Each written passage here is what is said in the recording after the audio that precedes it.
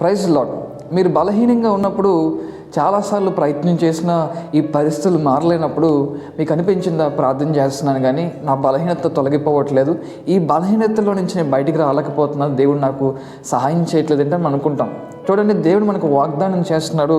2 కొరింథీయులకు రాసిన పత్రిక 12వ అధ్యాయము 9వ వచనంలో మనం చూసినప్పుడు ఇలా రాయబడి ఉంది, అందుకు నా కృప నీకు చాలును, బలహీనత యందు నా శక్తి పరిపూర్ణమగుచున్నది అని ఆయన నాతోని చెప్పాను. గమనించండి, యేసుక్రీస్తు ప్రభు మనకి జ్ఞాపకం చేస్తున్నాడు, ఆయన కృప మనకి పూర్తిగా సరిపోతుంది. దాన్ని మనం గమనించినప్పుడు అపోస్తలుడైన పౌలు 3 సార్లు ప్రార్థన చేస్తున్నాడు. తన శరీరంలో ఉన్న ఆ ముళ్ళును తీసివేయమని చెప్పి దేవుని అడిగినప్పుడు దేవుడు వాగ్దానం చేస్తాను, నా కృప నీకు పూర్తిగా సరిపోతుంది, ఈ బలహీనతల్లోని నేను నీకు బలాన్ని అనుగ్రహిస్తాను. మీరు అనుకోవచ్చు, ఈ బలహీనత నాకు దేవుడు ఎందుకు పెట్టాడని చెప్పి. అది ఒక opportunity to show his grace and power in your life. ఆయన కృపను, ఆయన శక్తిని నీ యొక్క జీవితంలో కనపరచడానికి ఆయన బలహీనత పెట్టాడు. ఆ బలహీనత దేవుడు ఒక ఆపర్చునిటీ కింద మార్చి గొప్ప కార్యాలు మీ జీవితంలో చేస్తాడు.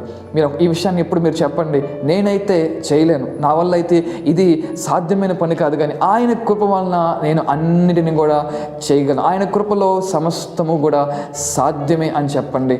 ఈ దినాన్న దేవుడు గొప్ప కార్యం మీ జీవితంలో జరిగిస్తాడు. ఆమేన్. దేవుడు మిమ్మల్ని దీవించును గాక.